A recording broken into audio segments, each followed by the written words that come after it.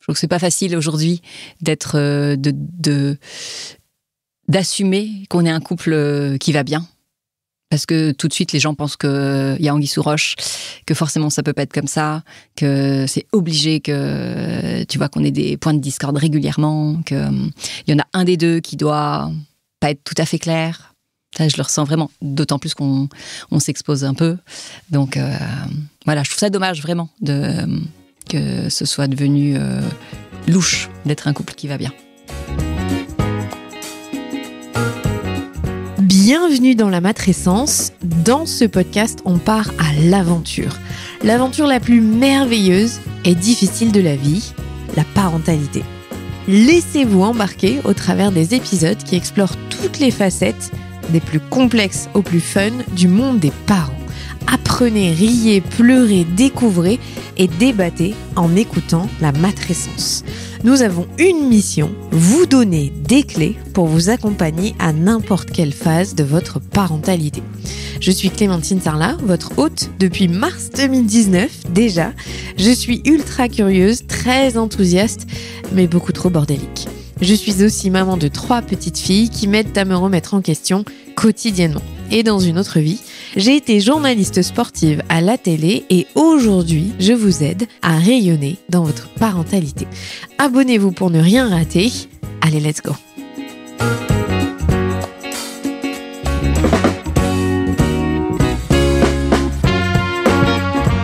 Choisir de s'aimer pour toute la vie, choisir de former un couple stable et durable, c'est tout, sauf un choix facile.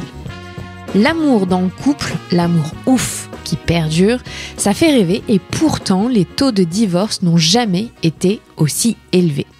Swazik Castelnerac a créé Amour Toujours pour aider les couples qui ont besoin de continuer à entretenir la flamme et qui n'ont plus les clés, surtout après l'arrivée des enfants. S'aimer, ça demande du temps et de l'engagement et dans cet épisode, Swazik vous emmène dans les secrets des petites attentions qui font la différence. Avec Marie-Lise Richard, psychologue, Swazik a écrit un livre, Les 5 clés de l'amour durable, mais a aussi créé des carnets pour vous accompagner dans votre quête de reconnexion. Amour Toujours, c'est une plateforme pour vous si vous pensez que le couple en vaut la chandelle. Je vous souhaite une très bonne écoute.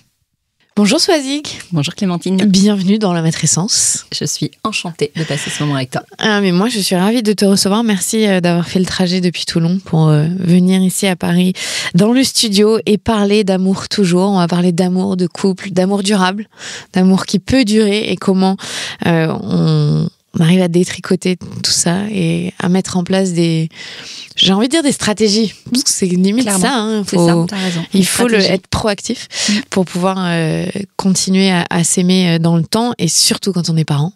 Donc ça va être très intéressant. Alors déjà, pourquoi est-ce que tu as choisi de lancer Amour Toujours ? Ça vient d'où cette envie de partager autour du couple qui dure ? Alors, en fait, l'idée, elle est née il y a 6 ans maintenant. C'était en observant autour de moi, on allait avoir 40 ans avec mon mari, donc globalement, nos amis, nos frères et sœurs aussi, on était dans les mêmes âges. Et c'était d'observer autour de moi ces couples, en fait, qui ne vivaient plus. Tu vois, qui n'avaient plus envie de partir ensemble, qui pouvaient mal se parler. Il y avait les histoires, on commençait à entendre les premières histoires d'adultère et je me disais mais qu'est-ce que c'est que ce gâchis, c'est pas possible. Alors que sur le papier, si tu veux, ça pouvait être des amis qu'on connaissait depuis longtemps, ils avaient tout. En fait, il y avait rien vraiment qui clochait. Et c'est vrai que moi, ça me touchait vraiment. Nous, on avait vraiment une attention portée à notre couple avec Arnaud et c'est un sujet dont on parlait facilement autour de nous. Et donc, on avait des conversations souvent comme ça avec nos amis ou moi, je les avais en privé avec nos amis femmes comme hommes d'ailleurs. Et donc, je me suis dit, mais c'est pas possible. Je veux faire quelque chose pour eux. Alors, j'avais fait un cursus de psycho en plus de mon cursus de droit. Donc, tu vois, j'avais un peu cette appétence, mais je ne voulais pas... J'avais pas envie de rentrer dans de nouvelles études, de faire thérapeute de couple ou conseillère conjugale. Je voulais quelque chose en fait de très concret. Et alors voilà, il y a l'idée des carnets qui me sont venus. Je me dis, je vais faire un outil en fait pour aller chez les couples dans leur intimité, mais sans être là. Et donc voilà, ça a été en fait assez fulgurant comme idée. Et pourtant, à l'époque, je travaillais, j'étais responsable juridique en clinique, donc rien à voir. Mais comme une intuition, je me suis dit, je tiens une idée. Et voilà, j'ai pas travaillé beaucoup j'ai pas fait de benchmark, j'ai pas fait de business plan, rien. J'y suis allée comme ça, je me suis dit, je veux tenter. Et puis on verra bien. Voilà, et tu vois, 6 ans après, je suis encore là. Donc c'est plutôt cool. Et toi, ton histoire personnelle, ça fait combien d'années, par exemple, que tu es en couple avec ton mari ? Alors, avec Arnaud, on va fêter nos 20 ans de mariage. On se connaît depuis très longtemps, puisqu'on est sortis ensemble pour la première fois, on avait 17 ans. Donc ça, c'est une histoire d'adolescence. Pour moi, ça a été, quand je l'ai vu pour la première fois, c'était un vrai coup de foudre. Je me suis dit, lui, c'est sûr, c'est lui. Alors, je ne sais pas pourquoi, mais il s'est vraiment passé quelque chose dans nos regards. Et lui s'en souvient encore. Il ne s'est pas dit la même chose, mais il se souvient que je le regardais avec insistance. Et je me suis dit, mais lui, il me le faudra. Donc, on est sortis ensemble, tu vois, juste 6 mois, et puis on s'est séparés. Je pense qu'à l'époque, enfin, je pense pas, je le sais, j'étais assez idéaliste et en fait, je voulais faire bien les choses et du coup, je lui ai fait peur. Il s'est dit, oula, elle veut déjà se marier, elle veut déjà des enfants, ça va pas être possible. Donc, on s'est séparés et puis en fait, on a toujours gardé le lien. Tu vois, on est restés amis, on se disait même meilleurs amis. Mais ça, c'était plus pour brouiller les pistes quand on avait une nouvelle relation, clairement. Et puis, on a chacun eu d'autres relations amoureuses. Moi, j'aurais dû me marier, normalement. Et puis, j'ai annulé mon mariage. Ah ouais ouais, 1 mois avant pour lui.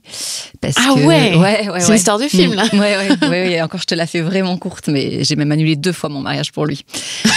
Donc, et la deuxième fois, c'était 1 mois avant, où là, il s'est décidé à me faire sa déclaration. Il m'a dit, en fait, non, c'est toi que je veux. Donc, tout ça a été assez inconscient pour moi, hein, évidemment, de me marier avec quelqu'un d'autre, mais... En fait, quand tu relis l'histoire, il était tout le temps dans ma tête, dans mon esprit. Je l'avais pris pour témoin du premier mariage. Je voulais vraiment qu'il ait une place, en fait, dans ma vie. Mais voilà, en fait, la vraie place que je voulais qu'il ait, c'était qu'il soit l'homme de ma vie. Donc voilà, j'estime. Et je pense que ça vient de là aussi. Tu vois, tu me demandais dans notre histoire. Ce qui avait pu m'amener là, c'est que je mesure la chance qu'on a eue de ne pas passer l'un à côté de l'autre. C'est vraiment passé à très peu de choses. Et c'est pour ça qu'on a vraiment eu une conscience assez élevée de notre couple, du soin qu'on devait lui apporter et on n'a pas le droit de gâcher, en fait. On n'a pas le droit de gâcher. Ouais, vous aviez cette notion de on a eu le droit à une 3e chance, on est passé à côté, pas loin de ne jamais que nos chemins se recroisent, donc on va s'investir. Exactement. On va tout donner. On va tout donner pour notre couple, en fait. Là, c'est un peu notre trésor. Et c'est pour ça aussi que, tu vois, je mets autant de cœur aujourd'hui à parler aux jeunes couples qui vont s'engager. Donc, soit par un mariage, ou avec un enfant, ou tu vois, qui veulent faire leur vie à 2, leur dire, mais avant de dire oui, mais... Enfin, prenez le temps de bien vous connaître vous-même, de bien connaître l'autre, de creuser. C'est tellement essentiel de se poser les bonnes questions avant de se dire oui. C'est essentiel de s'en poser tout au long de sa vie de couple, mais avant de se dire oui. Enfin, tu sais, je vois tellement de couples, en fait, ils savent que malheureusement, ils sont allés trop vite et le choix n'était pas le bon au départ. Même si, tu vois, je pense on n'a pas qu'un seul âme sœur dans notre vie. On peut tomber amoureux de plusieurs personnes, très clairement, et qu'un jour on fait un choix, en fait, de se dire c'est cette personne-là que je vais aimer et que je vais faire en sorte d'aimer toute ma vie. On pose le choix, mais il y a aussi quand même des mauvais choix qu'on peut faire parce qu'on a été trop vite, parce qu'on s'est emballé, parce que la personne est arrivée dans un moment dans notre vie où on en avait besoin, où ça nous a fait du bien, et du coup on s'engage pas forcément pour les bonnes raisons. Et ça me fait d'autant plus de peine quand en fait c'est que ceux qui en pâtissent derrière, ce sont plus les enfants. Moi, en fait, je voudrais créer une école presque, pour avant d'être parent, de devenir parent, pour qu'il y ait vraiment un travail de fait et mettre comme un diplôme, en fait. Ok, là vous êtes prêts, en fait. Vous vous connaissez suffisamment, vous savez d'où vous venez, vous savez qui vous êtes, vous savez ce que vous voulez. Chacun personnellement et à 2, feu, vous pouvez y aller. Il y a une stat qui est assez frappante et flippante, si je peux dire, c'est que 66% des couples vont connaître un baby clash au moment de devenir parents. Est-ce que toi, donc tu as 4 enfants, avec ton mari, vous avez passé par cette phase-là de difficulté avec la petite enfance ? Sincèrement, pas du tout. Vraiment pas du tout. Pourtant, on avait des conditions qui n'étaient pas forcément faciles parce que Arnaud était était sous-marinier, était médecin dans les sous-marins, donc il partait régulièrement en mission, sans qu'on ait plus aucun contact. Et ça s'est passé pendant, franchement, toutes les premières... On a eu nos 4 enfants en 6 ans. Et pendant tout ce laps de temps, c'est là où il était vraiment en mer. Alors, je pense que ça nous a aidés aussi, parce qu'on n'a eu aucune routine, parce qu'il a fallu, moi, que je prenne pas mal les choses en main, donc que je m'écoute très peu, tu vois, que je réfléchisse pas trop, que nos enfants se soient assez carrés, parce que on pouvait pas trop se laisser, enfin moi en tout cas, je pouvais pas trop me laisser déborder. Et puis en même temps, il y avait cet équilibre à trouver quand il rentrait, de lui redonner sa place de père. Ça, je pense que ça a été une difficulté, s'il y a une difficulté que je devais relever, ça serait celle-là. C'était ce côté, quand il rentrait, c'était un peu le héros. Surtout que, au départ, j'ai quand même 3 garçons. Donc, tu vois, l'image du père, l'image quand même du marin, du militaire, du sous-marinier. Donc, il avait une sorte d'aura. Et puis moi, j'étais la maman qui mettait les règles, qui était un peu la chanchante à la maison. Donc, et ça, j'en ai souffert de quand il rentre... Voilà, cette place qu'il avait très privilégiée.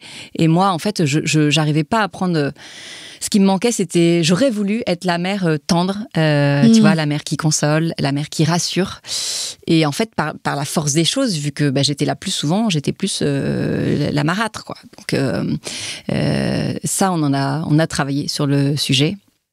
Et tu vois, ça s'est lissé au fil du temps. Il a vraiment pris sa place, mais ça a été la principale difficulté qu'on a eue, en tout cas dans notre couple de parents, enfin dans nos rôles de parents. Toi, t'as pas eu de ressentiment du fait que tu te retrouves seule parce que tu connaissais la situation, en fait? Ouais, non, pas du tout. Il y avait pas de... Exactement. Il y a beaucoup de couples pour qui c'est dur parce que sans enfants, ils sont plutôt à égalité, ça se passe bien, puis d'un coup, sans raison aucune, la mère se retrouve à tout faire. Et donc là, il y a quand même des difficultés qui s'installent. Toi, le deal de départ, c'est que tu savais, en faisant un enfant avec lui, qu'il y a un moment, tu te retrouverais seule. Ah bah oui, je le savais dès que je l'ai épousé, que c'était un marin et qu'il partirait. Et en fait, je l'aimais avec ça, et je l'admirais avec ça. Donc, ça faisait vraiment partie du deal.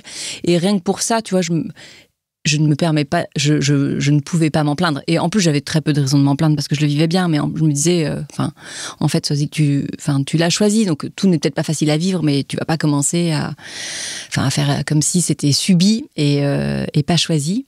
Donc, et du ressentiment, si tu peux l'avoir malgré toi. Ça a plus été pour ma carrière professionnelle. Voilà, où j'ai toujours continué à travailler. J'ai toujours bossé en clinique et donc je faisais du télétravail. Mais j'avais cette frustration de peut-être pas pouvoir avoir les postes que j'aurais pu avoir. Et voilà, c'était ça. Mais encore une fois, c'était, tu vois, on en parlait tous les deux. On le savait, évidemment que c'était la priorité pour sa carrière parce que c'est quand même lui qui nous faisait vivre. Donc, après, il s'est toujours donné les moyens pour que je puisse travailler, pour qu'on puisse, tu vois, s'organiser quand je partais. Je bossais à Nantes et on habitait en Bretagne. Donc, voilà, il s'est toujours arrangé pour ça. Mais t'as forcément inconsciemment ce petit ressentiment de dire, voilà, j'ai un peu fait un trait sur ma carrière pour la tienne et pour notre vie de famille, mais je le regrette pas du tout. Mais bon, voilà, c'est quelque chose qu'il faut... Après, on vit dans une société où de toute façon, t'es pas aidée non plus en tant que femme pour pouvoir avoir 4 enfants et une carrière comme tu l'entends, et tu t'es rajouté la difficulté qu'en plus ton mari part en mer. Donc clairement, tu as fait avec ce que tu pouvais. Donc franchement, c'est déjà, je trouve, très, très bien. Comment est-ce que toi, tu décrirais ton couple avec ton mari ? Je pense vraiment que on est un couple très complice, très connecté l'un à l'autre. Je crois que c'est notre force. On sait, tu vois, ce qu'on vit, on s'accompagne dans ce qu'on vit. Donc on est là l'un pour l'autre dans ce qui se passe dans nos vies.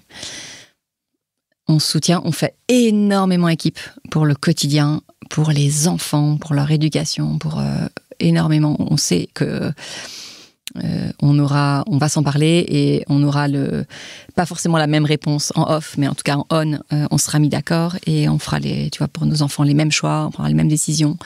Donc il y a vraiment cette notion de complicité, de faire équipe, et puis en fait de jamais s'arrêter. On a toujours un projet de couple, mais ne serait-ce que pour 24 heures. Mais en fait, notre couple, il est toujours vivant, toujours présent. Alors ça, je suis quand même pas mal à l'initiative de ça, parce que moi, j'adore ça.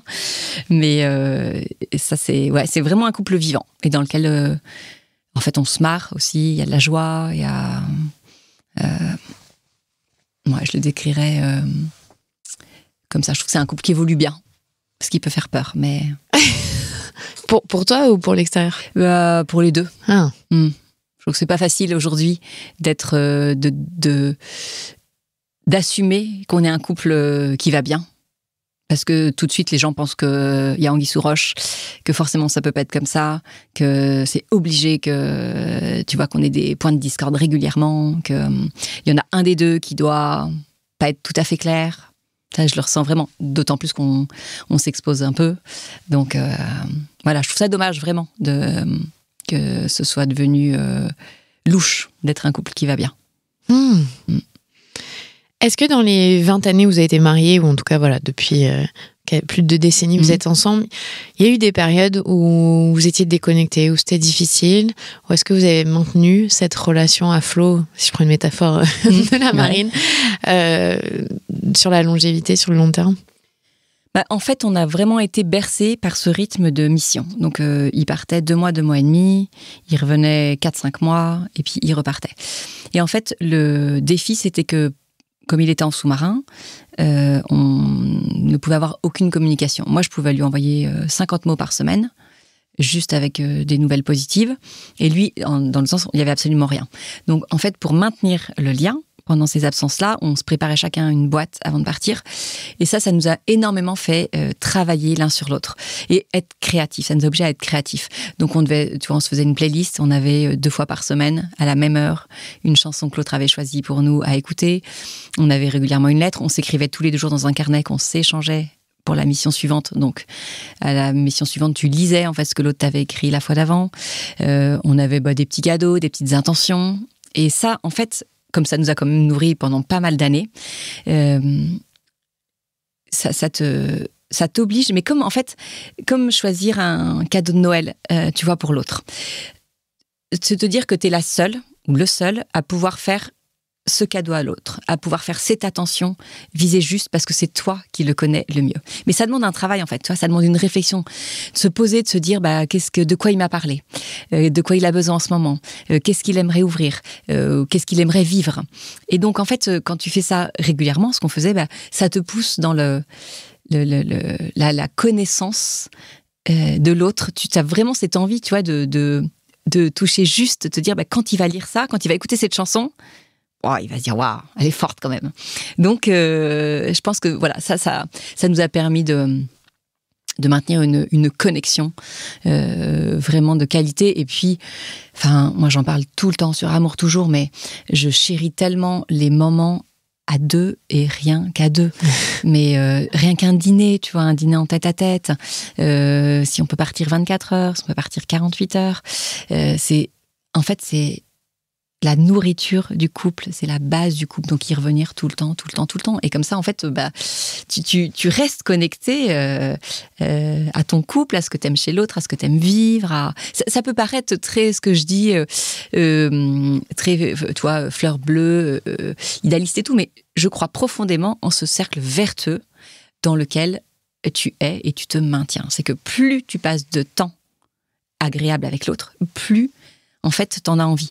Et c'est à partir du moment où ton couple ne devient plus ta priorité, donc tu donnes ton temps beaucoup plus dans ton travail, dans tes enfants, dans ta vie sociale, tu, sans t'en rendre compte, tu t'éloignes de l'autre et puis t'as moins envie d'y aller, en fait. Voilà, parce que t'as peur aussi, certainement, tu vois, il y a ça. Et puis, oui, il y a le manque d'envie. Mais comme tu te dis que de toute façon, ton couple, il craint pas grand-chose, que vous êtes dit oui pour la vie, que on a nos enfants, tout ça nous maintient. Donc on prend pas forcément peur jusqu'à, je pense, à un certain point et certainement à un certain âge, parce qu'il y a un âge où on commence à voir les couples autour de nous qui se séparent. Donc ça nous met aussi à une petite alerte. Mais voilà, cette confiance en son couple, elle est aussi dangereuse, parce que ça fait que on s'y intéresse moins à son couple. On fait moins d'efforts. On fait moins d'efforts. On prend ça comme quelque chose pour acquis. Clairement. Et ça, c'est un gros danger. Une des problématiques. En fait, ce que je réalise, c'est que vous avez nourri votre couple, quoi qu'il arrive, peu importe que vous soyez ensemble ou pas ensemble, et que finalement, ça a été un mal pour un bien, ça vous a habitué à vous challenger, en fait, Clairement. quelque part, à continuer à vous connaître. Et tu vois, ça me fait penser, t'avais pas de connexion avec lui, c'était très compliqué. Aujourd'hui, on est hyper connectés. On est tout le temps à pouvoir atteindre l'autre, et parfois, se manquer, ça fait du bien aussi. Même si, je vais être très claire, tu te tapais quand même le quotidien le plus difficile. Ouais, oui. Avec des enfants en bas âge. Ah oui, lui était mieux. Tu es seul. Lui, c'est plus simple. Oui, mais quand même, d'avoir cette sensation que l'autre nous manque et que voilà, ça montre la valeur qu'on lui porte aussi. Des fois, on oublie ça parce qu'on est la tête dedans. Bien sûr. C'est pour ça que rien que de partir un week-end seul ou avec des amis, mais il faut le faire parce que j'ai vu que t'en as parlé il y a pas longtemps. C'est bien fait, mais parce que même si on part que du vendredi au dimanche, par contre, on se dit que le dimanche soir, quand on va rentrer, les enfants sont couchés, on se retrouve à deux et on débriefe. Parce que tout ce qui sera passé, toutes les conversations qu'on aura eues, les découvertes qu'on aura faites pendant ce week-end-là, on va les partager avec l'autre. Tous ces moments de retrouvailles sont vraiment aussi à... Même si on ne s'est pas quitté longtemps, même si on s'est quitté que 2 jours, évidemment on prend le temps de les vivre vraiment. Alors évidemment, après 2 mois et demi, je te dis même pas, c'était ce moment des retrouvailles était dingue, même s'il y avait toujours un clash, genre tu vois, 2 jours après, là on redescend sur terre et il faut... En fait, il y a ça je l'ai appris, après que c'était nécessaire qu'il y ait ce clash dans le couple pour que chacun reprenne sa place et pour que, en fait, moi je me rende compte qu'il était de retour dans ma sphère et que lui aussi se dise je dois reprendre ma place en fait. Surtout qu'après 2 mois et demi en sous-marin, ils sont un peu déboussolés, donc il y a tout un contexte, mais bon, quand même, je garde en tête vraiment plutôt l'intensité des retrouvailles. Alors du coup, avec Amour Toujours, tu as développé pas seulement un podcast, mais tu as écrit un livre. Vous avez écrit un livre avec Marie-Lise. Vous avez des carnets pour les couples, pour pouvoir reconnecter. Et c'est ce qu'on entend souvent, que parfois on est tellement dans la machine à laver du quotidien des enfants qui n'est pas forcément très gratifiant, qu'on ne sait même plus quoi se dire. Donc qu'est-ce que tu dis à un couple qui a perdu ce lien, qui s'aime toujours, ils le savent au fond d'eux, mais il n'y a plus de plaisir à être ensemble? Ouais, plus plaisir à être ensemble, ça c'est effectivement c'est chaud à vivre pour l'un et pour l'autre parce que c'est vraiment en fait un vide qu'on crée en soi. C'est ce que je disais, tu vois, là j'étais dans le train et j'avais ouvert une boîte à questions et il y a une femme qui me disait on est ensemble depuis 15 ans, on a 2 enfants et je ne veux qu'une chose, c'est draguer les autres hommes. Elle me disait pourquoi? Bon, c'est difficile comme ça quelqu'un, mais je dis c'est parce qu'il y a un vide certainement dans votre couple et que l'autre ne vient pas combler, que vous ne comblez peut-être pas chez l'autre et que vous avez besoin. Donc c'est vrai que quand il n'y a plus le plaisir à être ensemble, il faut vraiment se dire ok, là on en prend conscience et on se bouge pour que, en fait, on redécouvre ça. Ce qui est très bon dans ces cas-là, c'est vraiment de retourner à la source du couple et de se reposer des questions. Moi, Amour Toujours, ce que je préfère, mon dada, c'est de trouver les bonnes questions pour que les couples se les posent et que ça génère en eux des conversations différentes, justement, du quotidien. Et tu vois, le premier rendez-vous des carnets Save Your Love Date, c'est votre rencontre. De reparler de sa rencontre, mais quel effet incroyable. De se replonger dans ce moment. Pourquoi? Qu'est-ce qui m'a plu chez toi? Pourquoi je t'ai choisi? Notre premier baiser, c'était quand? Puis en plus, on peut ne pas avoir les mêmes réponses, c'est vrai, les mêmes drôle, souvenirs, et c'est hyper chouette de savoir quelle vision l'autre a de cette rencontre qui a eu lieu il y a 10, 15, 20 ans. Et donc revenir, tu vois, à la source En fait, on peut faire vraiment par étapes. Déjà, c'est de se poser, de se dire, j'ai l'impression qu'on a pu vraiment ce plaisir à se retrouver tous les deux. C'était quand la dernière fois? Ouais, c'était quand même il y a longtemps. Est-ce que toi aussi ça te manque? Alors souvent l'autre quand même va dire oui. Donc se rendre compte qu'à l'autre aussi, tu vois, pour lui c'est un manque, c'est déjà très sécurisant. On dit ok. Et qu'est-ce qu'on fait en fait? Qu'est-ce qui a fait qu'on en soit arrivé là? Donc souvent, quand même globalement, ça va être les rythmes, les rythmes qu'on a avec le travail, les enfants, la maison. C'est souvent ça le premier facteur. Mais voilà, c'est quand même différent selon chaque couple. Donc, on se pose cette question-là. Qu'est-ce qui a fait que? Qu'est-ce qui nous manque vraiment? Qu'est-ce qu'on aimerait retrouver? Et puis, qu'est-ce qu'on fait? En fait, moi, je dis tout le temps, vous êtes, redevenez acteur de votre couple. Vous seul, pouvez agir pour votre couple. Donc, posez-vous et demandez-vous, parce que vous vivez en ce moment, qu'est-ce que vous pouvez mettre en place ? Alors, ça pourrait être vraiment des petites choses comme effectivement se programmer chaque semaine un dîner en tête-à-tête. Ça pourrait être se lancer dans l'aventure Save Love Date. Et puis, va des 24 heures. Et si c'est un peu plus ancré que ça, se dire en fait, tu sais quoi, je pense qu'on va se faire aider parce que ça va être compliqué. Là, tous les deux tout seuls, de vraiment rétablir une vraie communication entre nous. Il y a des failles qui se sont installées et puis nous tout seuls, on n'y arrivera pas. Donc, bravo à ces couples. Moi, je dis qu'ils font ça. Je sais que c'est encore compliqué pour beaucoup de passer cette étape, mais voilà, de se lancer là-dedans. Donc voilà, en fonction de là où on est, où on en est dans son couple et de nos besoins, qu'est-ce qu'on met en place ? Mais vraiment, on agit. Le livre que vous avez écrit, qui s'appelle Les 5 clés de l'amour durable, il y a que des conseils très pratiques. Mais déjà, et c'est ce que tu nous as raconté avec toi dans ton couple, la première étape, c'est de donner de l'attention à l'autre. C'est ce que tu vois le plus qui manque dans les couples. Souvent, on devient invisible, on dit on est colocataire, mais on prend plus le temps de s'intéresser à ce que l'autre aime. C'est vraiment ça. Quand tu dis l'attention portée à l'autre, alors parfois, justement, c'est pas forcément ce qui manque parce que on va pouvoir mettre, tu vois, ce petit texto dans la journée, on va pouvoir faire le sourire qui va bien ou se montrer présent comme il faut. Mais par contre, effectivement, savoir où l'autre en est, la connaissance de l'autre à l'instant T. Ça, c'est ce qui manque parce que la journée passe, en fait, sans qu'on se soit rencontrés. On est allé très vite le matin, on est parti chacun dans notre journée, on se retrouve le soir à 18h, 19h, on s'occupe des enfants de la maison, et puis on va se mettre, on a besoin, charge mentale, de calmer le jeu, donc qu'est-ce qu'on fait ? On fait des choses qui vont être simples pour nous, donc on va se mettre la plupart du temps devant un écran ou au lit dans un livre, et en fait on sait très peu parler.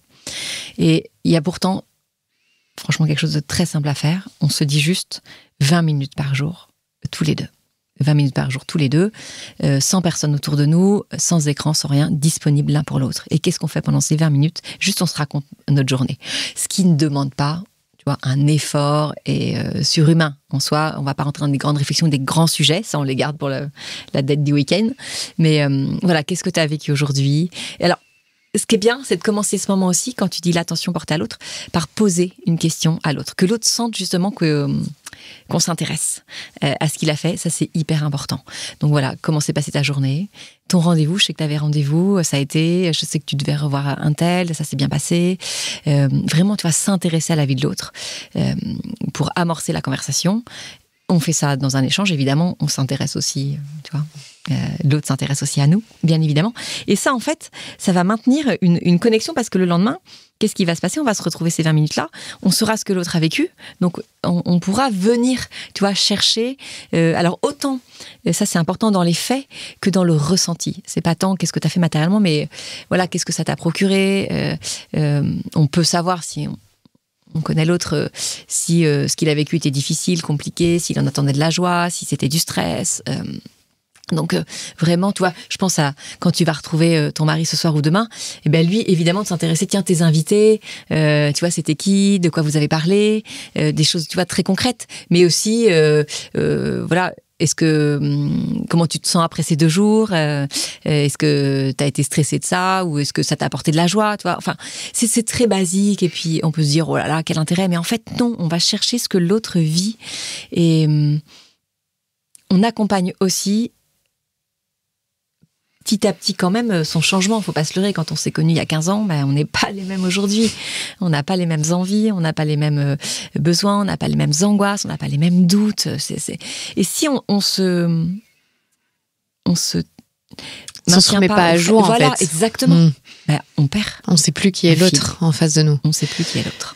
Comment tu fais en revanche pour intéresser un partenaire, une partenaire, peu importe le sexe, qui est dans la théorie de l'attachement, qui est distant, donc quelqu'un qui a du mal à sortir de sa coquille, on va dire, à s'intéresser à l'autre. Comment tu amènes à ce qu'il y ait une dynamique équitable, on va dire, dans le couple, parce qu'on sait chez les anxieux, il y a trop.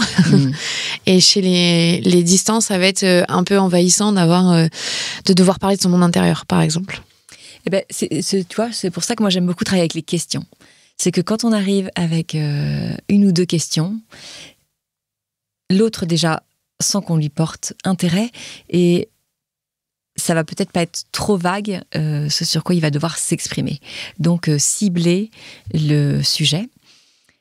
Et puis si vraiment, effectivement, cette difficulté qu'a l'autre à s'exprimer, et ça on l'entend pas mal sur le podcast ou les couples avec lesquels j'échange, c'est en fait d'essayer de comprendre pourquoi, d'où ça vient. Parce que ça vient forcément de quelque part.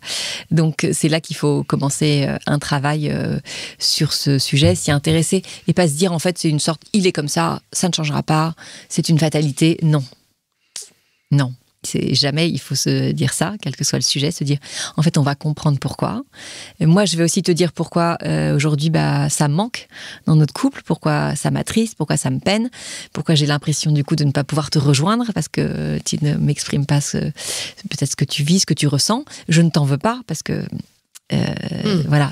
Oui, c'est pas l'heure des reproches. Non, c'est plus d'exprimer le manque et le vide que ça crée. Et qu'est-ce qu'on fait si t'es OK pour travailler sur ce sujet et se dire que ça te fera du bien à toi, ça te fera du bien, ça me fera du bien, ça fera du bien à notre couple, ça fera du bien à nos enfants et peut-être même autour de toi, à tes parents, à tes frères et sœurs et à tes amis. Donc pas de fatalité, mais une fois encore, qu'est-ce qu'on fait pour inverser la tendance. Clairement. Alors donc dans les 5 clés, donc tu as cette attention portée à l'autre, il y a le fait de prendre du temps.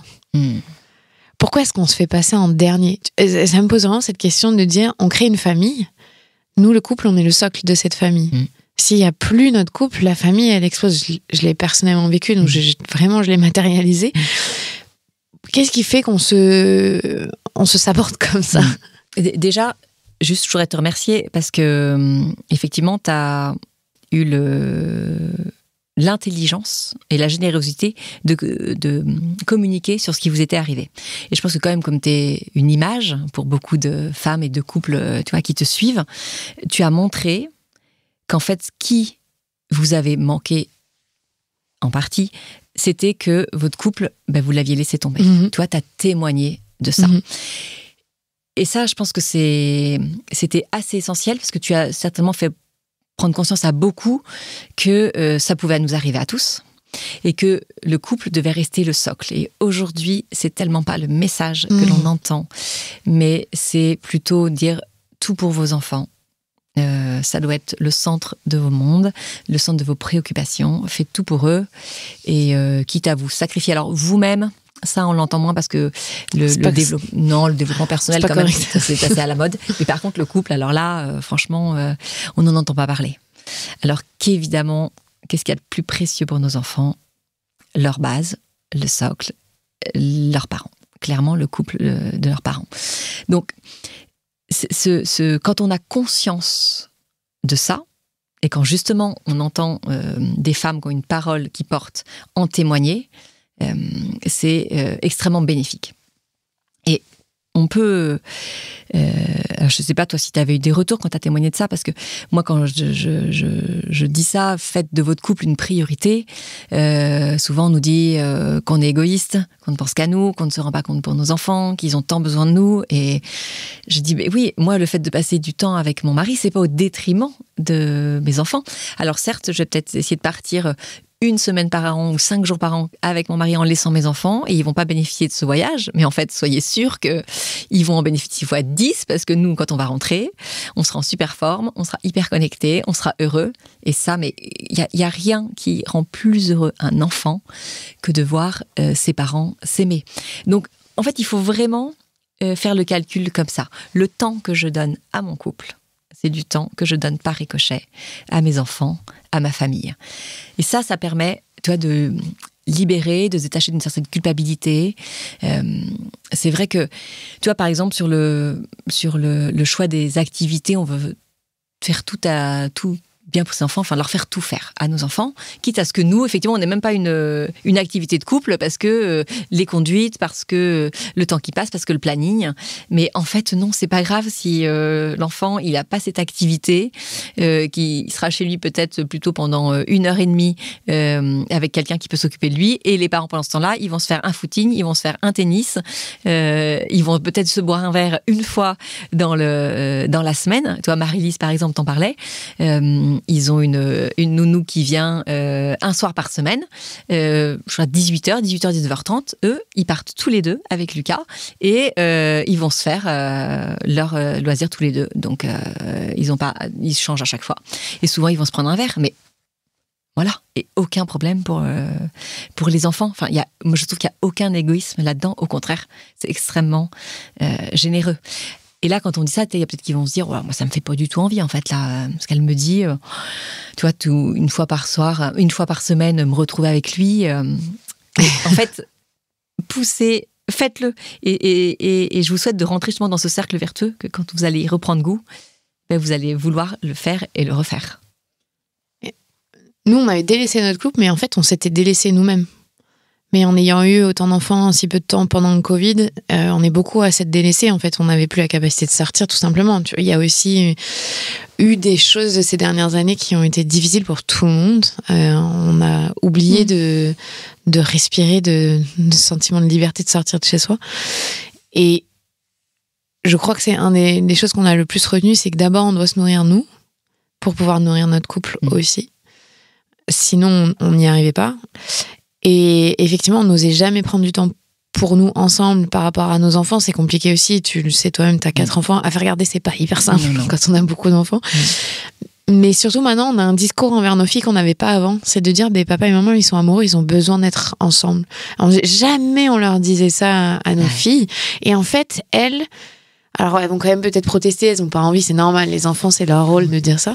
Mais elles intègrent que papa et maman, ils priorisent quand même leur relation à eux et ça leur donne un exemple pour plus tard. Et pourquoi je te dis ça, c'est parce que je me pose la question si toi, tu as eu des exemples de parents qui, avec intention, prenaient du temps pour eux ensemble et vous le verbalisez. Mes parents. Tes parents, oui. D'accord. Okay, parce que tu vois, est-ce qu'on a eu un modèle? Voilà, c'est pour ça que là, je parle du modèle que moi, je donne à mes filles, mais j'ai pas la sensation que mes parents nous aient inculqué cette façon-là d'interagir en couple. Mes parents avaient une très mauvaise communication entre eux. Donc non, je n'ai pas eu ce modèle. J'ai eu des parents qui s'aimaient énormément, mais qui s'y prenaient très mal. Donc, on est beaucoup dans ce cas-là. Voilà. Ouais. Donc effectivement, je pense que tu as raison. C'est important que nous, on transmette ça à nos enfants. Et quand on leur dit, c'est le temps des parents, c'est du temps pour nous, on en a besoin pour rester amoureux. C'est un exemple qu'on leur montre, mais c'est une sécurité qu'on leur apporte. Parce que quand ils entendent ça, qu'est-ce qu'ils se disent? Waouh, super, je peux dormir tranquille en fait. Parce que là, ils vont faire un dîner en tête à tête. Et ils vont s'aimer. Et moi, je vais me réveiller demain matin. Ils seront là tous les deux encore pour moi. En plus, ils ont quand même... C'est vrai que nos enfants aujourd'hui vivent avec beaucoup d'amis à eux dont les... parents sont séparés, et pour eux, il y a comme une sorte d'acceptation, de se dire, un jour, en fait, ce sera mon tour. Mais pour autant, c'est pas pour ça qu'ils le vivront bien, en se disant, c'est aussi arrivé à ma meilleure amie, donc pas de panique. Non, ça sera toujours, évidemment, un crève-cœur pour un enfant. Donc, le sécuriser là-dessus et lui montrer effectivement l'exemple, c'est ce qu'on a de mieux à faire.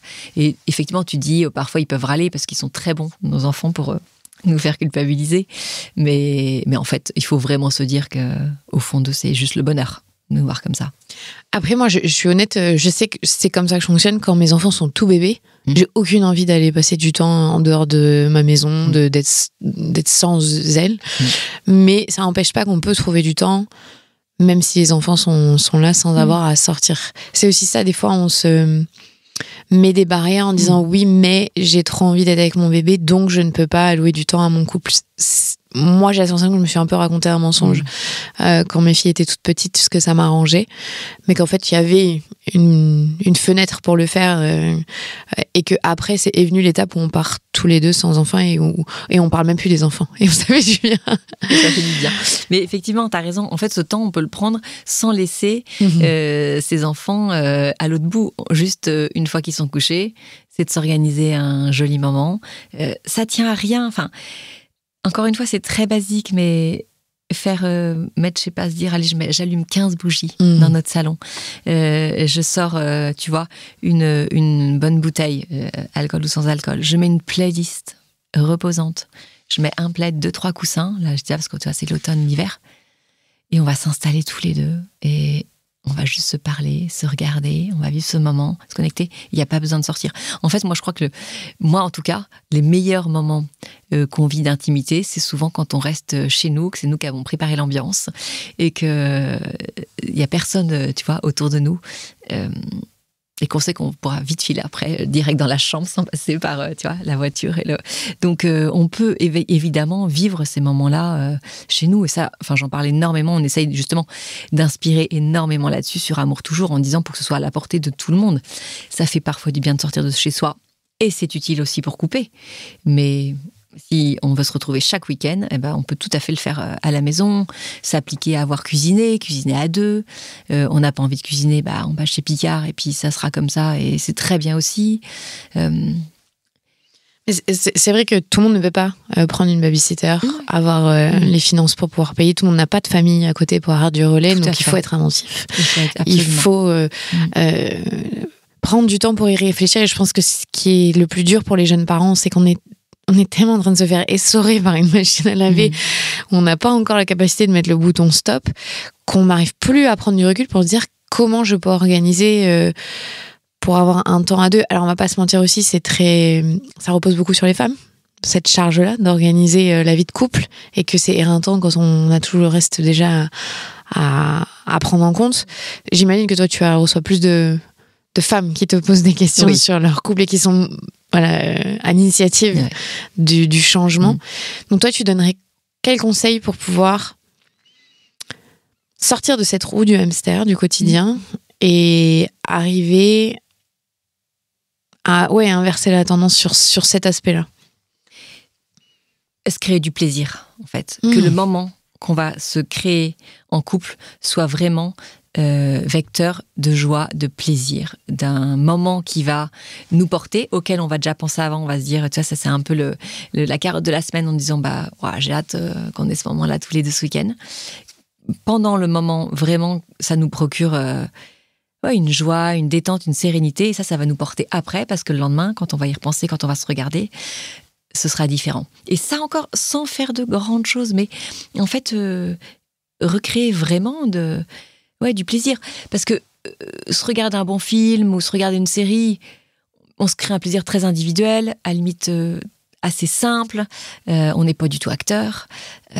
Donc, parfois, c'est un peu notre seule idée du moment ensemble. Oui. On n'a pas été très éduqués à la variété de petites activités qu'on pourrait faire. Qu'est-ce que tu peux donner comme exemple, autre que Netflix, ce Netflix and chill dont on parle? Moi, j'aime beaucoup... on faisait quelque chose de très chouette avec Arnaud, c'est qu'on se passait à un relais. Donc, et ça permet aussi que ce soit les deux qui soient engagés dans la vie de couple. C'est que chaque mois, il y en a un qui préparait pour l'autre une surprise. Donc, ça pouvait être... on ne savait pas quand ça allait tomber, mais ça pouvait être, tu vois, un pique-nique en semaine, quand les enfants sont à l'école, on se débrouille, tu vois, sur nos heures de boulot, et on se voit juste de midi à 13h, mais on a fait un déj dans un endroit, on n'est que tous les deux, enfin, je dis, qui me dit oui, c'est pas possible pour tout le monde. Je donne cet exemple, mais ça, la fois d'après, ça pouvait être un rencard pour un concert. L'autre savait pas, surprise, on s'est organisé avant. Après, c'était parfois, je me souviens une fois, je lui avais donné rendez-vous dans le train, carrément, à la place que j'avais réservée pour lui. Donc, on s'était pas vu à la gare, on n'était pas allés ensemble. Gros stress, parce que je crois qu'il était très, très en retard. Donc, je me suis dit, il va pas... Alors que moi, j'étais dans le train pour partir, hein, donc je pouvais pas sortir. Donc ça te maintient en plus une espèce de tension qui est exceptionnelle. Et tous les mois, voilà, quand l'un l'avait fait, il passait le relais à l'autre, et c'était le mois suivant pour l'autre. Ça demande un peu de temps, d'imagination, d'organisation, mais ça, on est tellement capable de le faire pour son travail, pour son entreprise, pour son boss, pour ses enfants, pour ses amis, que on arrête tout, on le fait pour son couple. On est capable. On rechange les priorités. Exactement. On remet en haut. Le troisième point dans les 5 clés de l'amour durable, c'est de faire équipe. Ça prend quelle forme de faire équipe? C'est vraiment pour les gérer le quotidien, d'avoir une répartition des tâches. Ça joue énormément. Essayer de se répartir les tâches en fonction, alors si c'est possible en tout cas, de nos compétences, de nos talents et de ce qu'on aime faire. Ce ne sera pas toujours le cas parce que moi par exemple, je gère le linge, c'est pas quelque chose que j'aime. Enfin, je pense que personne n'aime trop ça, mais bon, je le fais. C'est de se dire, voilà, c'est de se poser de façon très concrète en disant, voilà, dans notre quotidien, qu'est-ce que j'aime bien faire ? Qu'est-ce qui me pèse ? Qu'est-ce qui vraiment me fait et toi, voilà. Comment est-ce qu'on peut en fait faire équipe pour gérer ce quotidien ? J'entends souvent des femmes qui se plaignent, oui, je fais tout, si, ça. Mais en fait, est-ce que tu lui as parlé ? Est-ce que tu l'as demandé ? Est-ce que tu acceptes de déléguer ? Ah non, effectivement, il devrait deviner. Alors ça, on arrête ça dans le couple, que ce soit pour ce sujet ou pour autre chose. Il devrait savoir. S'il m'aime, il devrait comprendre, il devrait savoir, il devrait anticiper. Jamais de la vie. En fait, c'est pas possible. On a beau s'aimer très fort. Si on n'exprime pas à l'autre ses besoins, on va droit dans le mur en fait. Donc on prend régulièrement le temps de se poser ces questions-là sur la répartition du quotidien, mais sur d'autres sujets. Par exemple, je pense sur la sexualité aussi. C'est pareil, on a tellement de variations sur ce sujet que si on n'en parle pas régulièrement, l'autre il va pas pouvoir forcément nous rejoindre dans ce qu'on vit en ce moment et dans ce dont on a besoin. Pour revenir sur le faire équipe, ça peut être faire équipe d'ailleurs pour ça, tu vois, pour sa sexualité, mais concrètement pour gérer un quotidien qui peut être lourd avec des enfants, c'est vraiment une répartition des tâches. Ça nécessite de savoir ce qu'on veut soi, savoir d'écouter l'autre dans ses envies, ses besoins. Ça nécessite de se faire confiance l'un à l'autre. Ça nécessite de savoir déléguer. Ça, c'est pas facile pour tout le monde. Si effectivement, lui, maintenant, il fait les courses en rentrant du travail, mais qu'en revenant avec les courses, t'as pris ça, et ça, je prends pas ça, et tout, c'est mort. Il y retournera pas, en fait. Ou alors, vraiment, ça sera un calvaire pour lui, ça sera un stress, et ça va mal se passer. Donc, ça nécessite des ajustements, de faire équipe et de s'entraider. Mais il faut savoir ce qu'on veut. Si on se plaint, si en fait on a l'impression de subir, mais qu'on ne fait rien pour que ça change, dans ces cas-là, on ne se plaint pas. Tu vois ? Enfin, moi, je suis assez comme ça. Tu te plains, et je dis aussi à mes enfants, là, tu as un problème, tu te plains, mais en fait, quel est le problème ? Quelle est la solution ? Mets-la en place. Et j'aime pas la plainte trop, donc ce qui est pas très bon, mais voilà, je suis pas trop dans la plainte. Si on peut toujours trouver une solution, on peut trouver. Mais oui, et bien sûr. En fait, la plainte c'est le point de départ. Il faut que derrière il y ait une action. Mais le nombre de gens qui restent dans leur plainte. Oui, mais c'est plus facile parfois de rester dans sa zone de confort. Exactement. De confort. Mais ça procure moins de joie. Tu penses que c'est ça, un couple qui dure et qui restent connectés, parce qu'on connaît tous des couples qui ont duré 50, 60 ans, mais qui se font chambre à part, qui ne se parlent plus, c'est d'être proactif et de prendre des risques. Est-ce qu'il y a cette dimension-là dans le couple qui dure ? Alors, qu'est-ce que tu entends par prendre des risques ? Le risque de se faire rejeter parce qu'on a essayé une nouvelle activité que l'autre n'aime pas, le risque de décevoir, le risque de donner beaucoup d'amour et peut-être de ne pas recevoir ce qu'on aimerait. Alors, je mettrais plus, à la place de risque, d'être audacieux, en fait, pour son couple. Et parfois, effectivement, quand on est audacieux, ça paye pas forcément comme on aimerait. Mais, le mot audace a quelque chose ça a une connotation très positive. Alors que risque, déjà, tu vois, quand tu parles risque, tu te mets dans une position mentale qui est pas très bonne. Alors que tu dis, sur ce coup-là, je vais essayer d'être audacieuse, j'y crois, tu te donnes plus de chances que ça fonctionne. Tu vois, pour donner un exemple, la dernière fois que j'ai été audacieuse pour notre couple, en fait, mon mari a quitté l'armée et s'est installé dans le libéral. Et donc, il y avait tout un temps où il devait tout mettre en place pour son cabinet. Et il devait ouvrir le lundi. Et c'était notre anniversaire de mariage, juste 3-4 jours avant. Et moi, j'avais prévu qu'on parte. J'avais tout organisé. En fait, c'est tout bête, mais il n'avait pas reçu sa carte CPS. Il n'avait pas tout configuré. Et moi, je dis, en fait, je m'en fiche, je veux qu'on parte, quoi. Et lui était en méga stress. Et en fait, j'ai pas laissé le choix. Je me suis dit, c'est pas grave, on ira. Quoi qu'il arrive, je sais que ça lui fera du bien, qu'il aura besoin de cette coupure avant de commencer lundi. Et donc, la carte est arrivée, CPS est arrivée le jeudi matin. Donc, parfait. Il a eu le temps de faire ses calibrages avant qu'on parte. On est parti en début d'après-midi, je l'ai vraiment kidnappé. Parce que si je l'avais vraiment écouté, on serait pas parti. Tu vois, et j'ai dit, je veux pas le savoir. Je suis passée le chercher. J'ai mis dans la voiture. On a fait 2 heures de route où il était comme ça, passé des coups de fil, bien en stress. Et en fait, on est arrivé sur le lieu que j'avais réservé. Et il m'a dit, en fait, ok, je comprends. Et t'as bien fait. Et en fait, j'ai été audacieuse parce qu'il aurait pu faire la tête pendant. C'était juste 24 heures. Hein. Ça aurait pu être l'angoisse. Hein, en me disant, mais tu te rends pas compte de ce que je vais vivre, de ce qui m'attend. Hein. Et voilà. Et je comptais sur cet effet un peu waouh, déconnecté dans la nature. Et ça a fonctionné. Mais j'ai pris un risque. Et parfois, ne pas laisser le choix et dire, allez, on se sort de notre marasme aussi. Il y a des couples où c'est ça, on s'est englué, enlisé. Et de se dire, allez, je suis la première pierre à l'édifice, je sors de notre boue, là. On met un pied dehors. Et des fois, on a besoin d'être pris par la main. Oui, et puis aussi, bien vouloir prendre cette place de leader, parce qu'il peut y avoir dans le couple un leader sur ces questions-là. Et moi, j'aime ça. J'aime trouver le petit endroit, j'aime organiser. Et ben voilà. Il sait que c'est mon langage d'amour, c'est les moments privilégiés, il le sait. Donc il va quand même, tu vois, s'efforcer d'en organiser de temps en temps. Quand ça me manque un peu, tu sais, je tape un peu du pied, je dis wow, attention Arnaud, va falloir bientôt là. Parce que moi, c'est comme ça que je reçois son amour. Mais en même temps, c'est comme ça que j'aime le parler. Et je suis pas là à compter, ah ben moi ça fait déjà 3 fois, lui elle a rien fait, bon bah ok, je m'arrête. J'ai déjà essayé, hein. Ça marche pas. Là, je fais peur. Non, mais en fait, la nature a horreur du vide. Donc, je viens recombler. Évidemment que ça ne marche pas. Mais après, tu sais, si tu l'acceptes, tu te dis, bon, bah, moi, c'est vraiment mon talent. Et que lui, il sait me le dire. Il sait me remercier. Il sait me dire, t'as raison d'avoir fait ça. C'était vraiment bien. Ça nous a fait du bien. Bon, bah, voilà. Tu sais pourquoi, en fait, compter des points et me dire. Donc, ça, il faut savoir aussi se le dire. Et c'est important qu'évidemment, il y ait qu'il y a un échange et qu'il y a un retour, mais peut-être que le retour, il sera par un autre moyen que d'organiser lui la prochaine fois. Il sera peut-être plus attentif dans la semaine, il sera peut-être de meilleure humeur, il sera peut-être plus décontracté, il aura su vous dire merci, il aura laissé ce petit mot le lendemain, tu vois, ce petit mot d'amour, il sera peut-être plus tendre, il aura peut-être été, tu vois, on aura peut-être fait l'amour plus intensément, tu vois. Il faut essayer de lire toutes ces choses, tous ces fruits que ça aura porté et se dire, bon, bah, c'est ok, en fait, c'est souvent moi qui organise ces moments-là. Mais en fait, voilà, je ressens que lui, ça lui... En fait, dans le fait de faire équipe, faut pas rechercher l'égalité, mais l'équité. Exactement. Pour que chacun puisse s'exprimer comme il le ressent.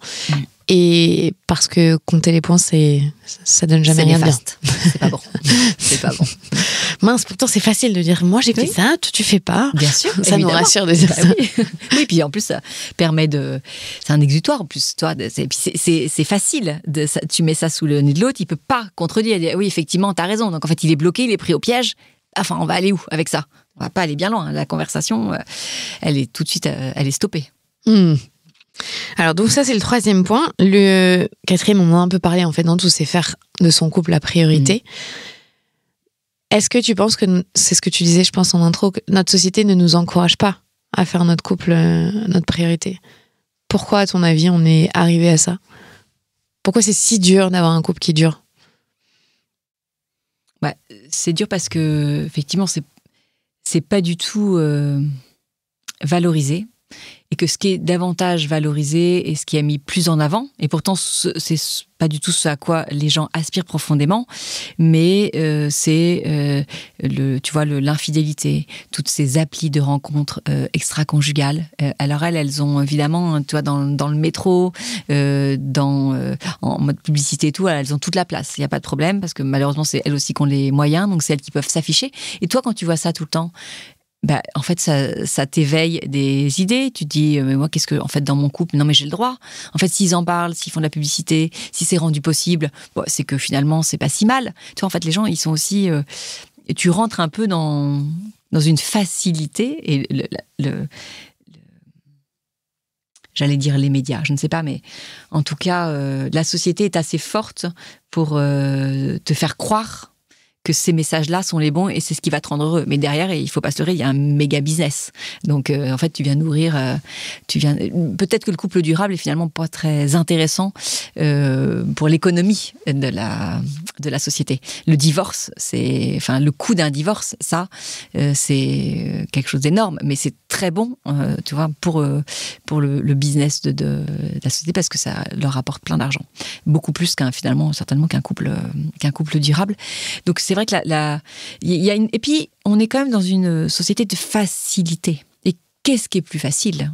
Est-ce que c'est d'entretenir ton couple, de mettre des efforts dans ton couple, ou au contraire, finalement, d'aller voir ailleurs, de ne pas t'y impliquer, ou de partir. Exactement. Parce que c'est trop dur. Voilà. Plutôt que de te battre, finalement. Et le calcul n'est pas bon, parce qu'on saura que, tu vois, une fois que tu as passé la porte et que tu dois tout gérer derrière et tout reconstruire, parfois c'est nécessaire, bien évidemment. Mais je dis souvent, vous allez voir que vous battre pour votre couple va vous demander beaucoup moins d'énergie que de partir, que de l'abandonner et que de tout refaire. Oui, sur le long terme, c'est aussi ça. C'est un cercle vertueux qui se met en route et on prend le train. Après, on est sur des roues qui... Le chemin est moins parsemé d'embûches, on va dire. Par contre, je voulais juste préciser par rapport à ça, tu parles de l'infidélité, mais c'est vrai qu'il y a aujourd'hui quand même des couples qui sont dans des couples libres, affichés, et où les deux partenaires ensemble sont d'accord et donc peuvent être dans cette dynamique-là. Mais il faut que les deux partenaires soient d'accord. Voilà, parce qu'il y a un petit problème là-dedans. Voilà. Parce que tout le monde ne voit pas le fait d'être fidèle comme quelque chose qui est nécessaire à la réussite du couple. Mais il faut que ce soit d'entrée une condition qui soit acceptée par les deux. Mais tu sais que quand tu creuses avec ces couples-là, en fait, c'est quand même très rare d'avoir dans l'intimité chez les deux le même discours en disant « moi, ça me va ». C'est souvent, en fait, je sais qu'il a besoin de ça, donc j'accepte par amour. Et donc souvent une femme que toi t'entends dans les témoignages qui accepte pour son mari. Moi j'ai des exemples dans mon entourage où c'est vraiment une demande des deux sans... Ouais. Je pense que ça reste, tu vois, je pense que oui, une minorité. Une exception. Ouais, une exception, clairement. Qui malheureusement dans une société un petit peu patriarcale, on est toujours dans les schémas où l'homme a plus besoin. Oui. Il y aurait des besoins qu'on ne peut pas combler à fond, donc il faut qu'il aille voir ailleurs. Voilà. Alors que si, on peut. Et puis la femme, elle a aussi ses besoins, et c'est pour ça que le sujet de la sexualité au sein de son couple, il est essentiel aussi de s'en parler, mais tellement souvent, tellement régulièrement, de s'intéresser à l'autre, où est-ce qu'il en est en ce moment. Alors notamment en plus quand il y a plein d'étapes, et quand il y a eu celle de la grossesse, de l'accouchement, des bébés, des nuits sans sommeil, il faut rester. On peut, l'autre peut accepter, tu vois, qu'il y ait ce temps effectivement où les relations sont plus rares, mais il faut qu'il puisse le comprendre. Et donc ça, si on n'en parle pas, en fait, l'autre, il va le prendre pour soi. La femme, soit va le prendre pour elle, il a plus envie de moi parce que j'ai changé, parce que j'ai grossi, parce qu'il m'a vu accoucher. Et puis l'homme, il va se dire, ça y est, maintenant elle a ses bébés, je lui fais plus envie. En fait, chacun se fait des images, des films. Quand ils se mettent à s'en parler, ils se rendent compte qu'ils sont pas du tout... qu'ils ont fait fausse route, tous les deux. Et là, c'est très, très bon. Mais il faut en parler. La base de tout, en fait, quand même. Tout, pouvoir parler avec la personne avec qui on partage sa vie. Tu dirais que dans les 5 clés, donc la dernière, c'est garder la volonté d'aimer. On en a plus ou moins parlé à chaque fois en fil rouge. C'est quoi le plus dur à mettre en place ? Justement, tu vois, sur la dernière clé, la volonté d'aimer, je pense que c'est la plus dure à mettre en place. Parce que se laisser porter par les sentiments, par l'amour, tant qu'ils sont là, tant qu'ils sont vivants, tant que tout se passe bien, tant que justement on est en bonne santé, tant que nos enfants vont bien, tant que nos boulots respectifs se passent bien, tant que, tu vois, financièrement, on arrive à s'en sortir, qu'on a en fait un cocon pour s'aimer, là, il n'y a pas besoin vraiment de la volonté. La volonté, elle vient quand il y a une difficulté qui arrive. Se dire, aujourd'hui, en fait, le schéma, il est plus le même. Notre vie, elle est plus la même. Mais en fait, je fais le choix, dans cette vie qui n'est plus la même, de t'aimer. Donc, peut-être, t'es au chômage. Tu es malade. Tu vis une difficulté particulière. T'es dans ta crise de la quarantaine. Tu vois, toutes ces choses-là, je ne te retrouve pas, je ne te reconnais pas. Mais en fait, je choisis quand même de t'aimer. En essayant évidemment de faire évoluer les choses et ne pas subir, se dire qu'est-ce qu'on met en place pour que, tu vois, te sortir de ça. Mais c'est là où je pense que c'est ça le plus dur, et que justement dans la facilité d'aujourd'hui, c'est de se dire, oh là, franchement là, je te comprends plus, je te reconnais plus, tu n'es plus le même, je ne t'aime plus, je pense que je ne t'aime plus. Donc tu sais quoi, on va s'arrêter là, ça va être plus facile. Les anglo-saxons, ils ont une phrase géniale, dire l'amour est un verbe. Eux, ils ont vraiment théorisé autour de l'amour, tous ces concepts-là. On a plus de mal dans le monde francophone, je trouve. Et c'est exactement ce que tu dis, c'est un verbe, donc ça se cultive, donc ça veut dire que on doit être actif. On n'est pas passif dans l'amour. Ah ben vraiment. Et là encore, on scelle l'être pour nos enfants actifs, on scelle l'être pour notre job, parce qu'on ne peut pas se permettre de le perdre. Oh, notre couple, finalement... il va bien, il va faire avec. Ben, en fait, non, était la première à pouvoir témoigner que non. Et même moi, tu vois, encore, avec tout ce qu'on a vécu, avec, je pense, notre complicité aujourd'hui, notre connexion, notre force, franchement, je ne vis pas du tout en me disant « je suis tranquille ». Mais pas du tout. Alors peut-être que notre histoire a fait que, comme j'ai eu du mal, tu vois, enfin, j'ai lutté je me suis battue pour avoir Arnaud. Peut-être que ça joue aussi. Mais franchement, je me dis pas, je suis tranquille et on va vieillir ensemble. Pas du tout. Non, je n'ai pas cette assurance. J'ai confiance en nous, bien évidemment, mais je ne vis pas avec cette idée. Et tu penses que ceux qui vivent avec cette idée-là ont moins de capacité à faire les efforts au quotidien? Ou il y en a pour qui... Tu sais, il y en a, ils disent en couple, le mot divorce, il est interdit. Le mot séparation, on n'en parle jamais. C'est une des clés pour qu'on on dure. Comment est-ce que tu vois ça? Alors, je pense que ceux qui se disent ça, quelque part, ils ont raison, parce qu'en s'interdisant ça, ils génèrent déjà une position de leur esprit qui les rend actifs pour ça. Ils vont agir de sorte que ça n'arrive jamais. Donc là-dessus, c'est très bon. Par contre, il ne faut pas s'interdire d'en parler quand on sent que, tu sais, on est un peu au bord du gouffre, et se dire là, c'est vraiment compliqué pour moi, c'est vraiment compliqué notre couple aujourd'hui. Voilà, comment est-ce qu'on peut s'en parler? Voilà, il ne faut pas se l'interdire, il ne faut pas se dire... il faut être quand même conscient de ce qu'on vit, bien évidemment, mais si c'est pas un choix possible, eh ben, tu vas agir pour que ce ne soit pas le choix qui se fasse. Donc ça, je pense que c'est effectivement, c'est bon. Et ça m'intéresse d'ailleurs, tu vois, le fait que tu me poses la question, je me dis, on se le demandera avec Arnaud si c'est une option. Toi, comment on le vit? Je ne saurais même pas te dire, nous, comment on le vit. Est-ce que c'est une option? Est-ce que, tu vois, normalement, non. D'autant que, enfin, tu vois, on est croyants, on s'est mariés à l'église, donc c'est pas... Mais je saurais dire ce qu'on met en place pour pas que ça arrive. Mais est-ce que c'est une option envisageable quand même? Intéressant. Intéressant. Je suis ravie de repartir avec écoute, je t'ai posé une sujet de conversation. Je sais, mais j'ai pas la réponse non plus, parce que c'est difficile de se sentir aussi coincé, parce qu'on doit tous avoir la liberté de pouvoir partir, et comme tu l'as dit, des fois c'est nécessaire de partir. Il faut vraiment pas prendre notre conversation comme si c'était quelque chose d'obligatoire. Non, il y a beaucoup de couples où c'est très problématique et où il y a de la violence, donc c'est pas une question dans ces couples-là, évidemment. Mais est-ce que toute notre vie on a cette pensée-là? Est-ce qu'on reste? Enfin, je sais pas, je suis d'accord, je sais pas non plus. Est-ce que cette pensée peut nous porter, tu vois? Je suis sûre que tu dis c'est une bonne stratégie, t'as raison. Enfin, je suis d'accord avec toi de dire non, en fait, c'est pas une option envisageable. Les autres options, oui. S'en sortir. Ouais. Et d'ailleurs, c'est souvent ce qu'on entend dans les couples plus âgés, qui sont ensemble depuis 60-70 ans. Nous, on entend souvent dans le micro-trottoir qu'on fait. Et c'est souvent, effectivement, quelque chose qu'ils disent, c'est que eux, ça n'a jamais été envisageable, en fait, de par notamment leur éducation, leur milieu.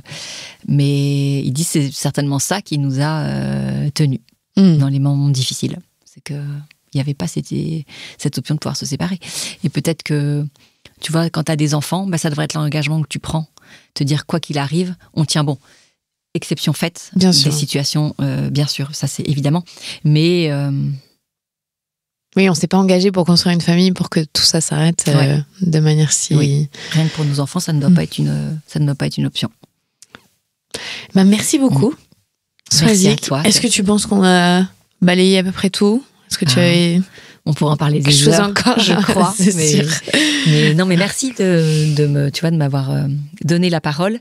Et c'est intéressant d'échanger avec une femme qui est passée par là, et donc qui sait, et qui aujourd'hui, du coup, t'es légitime pour en parler, et tu sais, et c'est le meilleur témoignage qu'on puisse entendre. Donc, franchement, merci pour ça, parce que... Faut bien que je vois du positif dans ce qui m'est arrivé. Non, mais c'est ça qu'il faut faire, bien évidemment. Et tu dirais ça, d'ailleurs, que c'est... Oui, tout ça, oui, c'est un mal pour un bien. Bien sûr. Même si mes enfants en ont souffert et je le regrette, mais... Pour nous, c'était un mal pour un bien. Oui, mais vous avez été un exemple pour vos enfants aussi, parce qu'ils ont vu le travail que vous avez fait. Donc pour eux, c'est une sécurité d'autant plus importante, tu vois, forte, qu'ils se sont dit, en fait, nos parents sont capables. Donc c'est... L'avenir nous tient. Ouais. Je vous le souhaite en tout cas. Merci beaucoup, Swazili. Merci à toi. Vous venez d'écouter un nouvel épisode de La Matrescence. Merci infiniment pour votre soutien. Si vous voulez découvrir de nouvelles pépites, n'hésitez pas à aller sur le site www.lamatrescence.fr. Vous pouvez également vous abonner à la newsletter qui sort tous les vendredis. Rendez-vous également sur le site pour pouvoir vous inscrire. Ensuite, vous devez vous abonner sur votre plateforme d'écoute pour pouvoir recevoir les notifications. C'est ce qui fait grandir ce podcast. Merci infiniment et continuez de partager ce savoir autour de vous. Je sais que c'est comme ça que beaucoup des auditrices et des auditeurs ont découvert ce podcast. Alors un grand merci. Prenez soin de vous. À la semaine prochaine.